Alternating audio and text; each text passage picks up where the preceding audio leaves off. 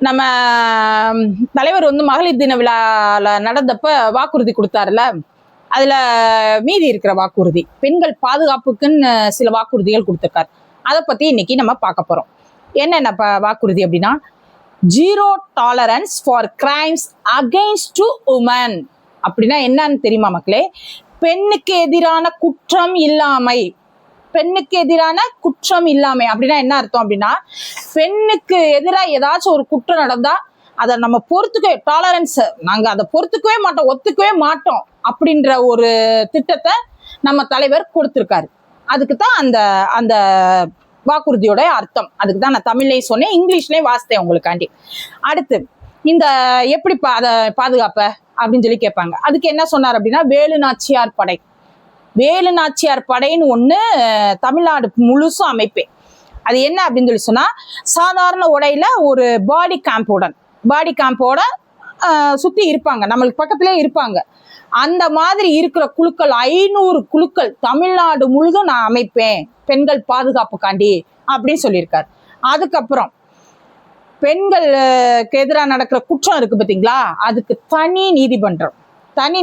அதுக்கு என்ன பேர் அப்படின்னா, அஞ்சலை அம்மாள் அதிவிரைவு பெண்கள் நீதிமன்றம். அதுக்கு சில பேர் வருவாங்க, ஓடோடி வருவாங்க, அதுக்குத்தான் நாங்க மகிழா நீதிமன்றம் வச்சிருக்கோம்ல, அப்புறம் என்ன இவர் வந்து இது திருப்பி பெண்களுக்கு தனியா நீதிமன்றம்? இது பெண்களுக்கு மட்டும். பெண்களுக்கு எதிராக நடக்கும் குற்றங்களுக்கு சீக்கிரமா விசாரிச்சு சீக்கிரமா அதுக்கு இது தண்டனை கொடுக்கறதோ, அதுக்கு நீதி வழங்குறதோ அந்த ஏற்படுத்திருக்க பெண்களுக்கு மட்டும் இந்த நீதிமன்றம். அதுக்கு பேரு அஞ்சலை அம்மாள் அதிவிரைவு நீதிமன்றங்கள். அதை ஏற்படுத்தி கொடுப்பேன் அப்படின்னு சொல்லியிருக்காரு. அடுத்து இந்த பொது போக்குவரத்து பஸ்ல எல்லாம் நம்ம போறோம், பெண்கள் தனியா போறாங்க, நைட் நேரம் போறாங்க, ஏன் பகல்லையும் கூட ஒரு ரிசர்வ் ஏரியா மாதிரி நம்ம போனோம்னு வைங்க, பயமா இருக்கும், என்னடா நம்ம மட்டும் போறோமே அப்படின்னு. அதுக்காண்டி பொது போக்குவரத்துக்குள்ள எல்லா போக்குவரத்து வாகனங்கள்லையும் ஸ்மார்ட் பேனிக் பட்டன்ஸ். அது என்னது? Smart panic buttons. அந்த பட்டன்ஸ் வந்து 24/7 அது யாரோட இணைஞ்சிருக்கும் அப்படின்னா, சென்ட்ரலைஸ் கமாண்ட் சென்டருடன் இணைந்து இருக்கும். அதை என்ன செஞ்சிருப்பாங்கன்னா, அந்த பட்டன் வந்து அந்த சென்ட்ரலைஸ், அந்த இப்போ நீங்க போற வழியில ஒரு போக்குவரத்து வாகனத்துல உங்களுக்கு ஏதாச்சும் ஒண்ணு நடக்குது அப்படின்னா, அந்த பட்டனை நீங்க அழுத்துனீங்கன்னா போதும், 5 நிமிஷத்துக்குள்ளேயே அந்த பட்டன் வந்து அந்த அந்த குழு இருக்காங்கள அவங்கள்ட்ட வந்து கனெக்ட் ஆயிடும். கனெக்ட் ஆன உடனே உங்களுக்கு உடனே பதில் கிடைக்கும், உடனே பாதுகாப்புக்கு அவங்க விரைந்து வந்துருவாங்க. இந்த வாகனத்துல இந்த இடத்துல இப்படி நடக்குது, நீங்க போய் அதை பாருங்கன்னு சொல்லிட்டு அவங்க சொல்லி அவங்க உடனே உங்களுக்கு வந்து பாதுகாப்பு கொடுப்பாங்க. இதுக்கு பேர் என்ன அப்படின்னு சொல்லி சொன்னா, ஸ்மார்ட் பேனிக் பட்டன்ஸ். அது பொது போக்குவரத்து வாகனங்கள்ல மட்டும் இல்ல, ஷேர் ஆட்டோலையும் பொருத்தப்படும். தனியார் ஷேர் ஆட்டோ ஓட்டுனாலும் அவரும் இந்த பட்டனை பொருத்தி இருக்க வேண்டும், அதை கட்டாயமாக்குவேன். அந்த மாதிரி பட்டன்ஸ் இருந்துச்சுன்னா எவனாச்சும் பொண்ணு மேல கை வைக்கணும்னு துணிவானா சொல்லுங்க? எவனாச்சும் துணிவானா? இப்படி இருக்கணும்டா சட்டம்னா இப்படி இருக்கணும்.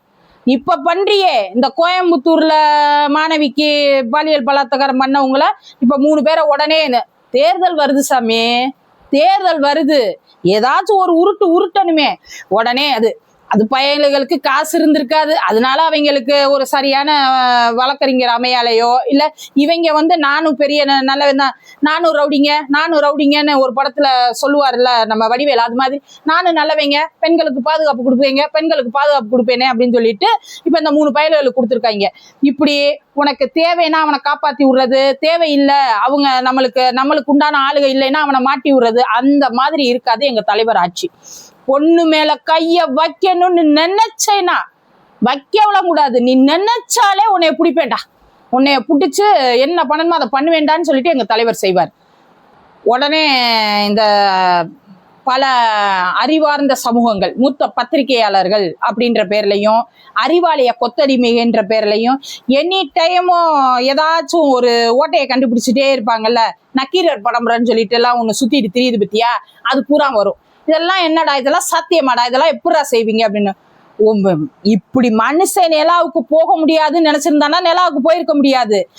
சக்கரை கண்டுபிடிக்காம இருந்திருந்தானா வாகனம் இருந்திருக்காது. தாமஸ் ஆல்வா எடிசன் மின்சாரத்தை கண்டுபிடிக்க முடியாதுன்னு இருந்தா இன்னைக்கு நீயும் நானும் மின்சாரம் இல்லாம இருப்போமா? இதெல்லாம் நடந்துச்சுன்னா எங்க தலைவர் சொல்ற இதுவும் நடக்கும், நாங்க நடத்தி காட்டுவோம். எங்க தலைவர் வந்தாருன்னா இது செய்வாரு செய்வாரு செய்வாரு செய்வாரு. எங்க தலைவர் சாத்தியக்கூறா இருக்குது, சாத்தியப்படும் அப்படின்றத மட்டும்தான் வாக்குறுதியா கொடுக்குறாரு. தன்னால நிறைவேற்ற முடியும் அப்படின்றதான் வாக்குறுதியா கொடுக்குறாரு. மித்தவங்கள மாதிரி இப்ப தேர்தலுக்கு முன்னாடி ஒண்ணு சொல்லிட்டு தேர்தலுக்கு பின்னாடி அதை மாத்தி பேசுற மாதிரி எங்க தலைவர் இல்ல. எங்க தலைவர் கொடுத்த வாக்குறுதியை நிறைவேற்றுவார். அதனால மக்களே, பெண்களுக்கு பாதுகாப்பு வேணும். பெண்கள் நல்லா தலை நிமிர்ந்து வெளியே போய் வேலை செய்யணும் அப்படின்னா யார் ஆட்சி வரணும்ன்றத பெண்கள் தான் முடிவு செய்யணும். ஏன்னா தமிழ்நாட்டுல பெண் வாக்காளர்கள் அதிகம் இருக்கிறார்கள். கடவுள் நம்மளுக்கு கொடுத்த கிஃப்ட் தமிழ்நாட்டுல பெண்கள் அதிகமா இருக்கிறோம். அப்போ இன்னைக்கு அரசியலை தீர்மானிக்கிற அந்த தலையெழுத்தை தீர்மானிக்கிறது நம்ம கையில தான் இருக்கு. அதனால யாரு கையில நம்ம நாட்டை ஒப்படைக்கணும்ன்றத சிந்தியுங்க மக்களே. அதுவும் பெண்களை குறிப்பா சொல்றேன். பெண்களே, யார் கையில இந்த நாடு இருக்கணும் அப்படின்றத சிந்திச்சு வாக்களிங்க. மக்களை நம்ம தலைவர் நம்புற மாதிரி நானும் நம்ம மக்களையும் பெண்களையும் நம்புறேன். நல்ல விதமா நம்ம தமிழ்நாடு 26லனாச்சும் சுபிச்சமா இருக்கட்டும். பார்த்து வாக்களியுங்கள். நன்றி, வணக்கம்.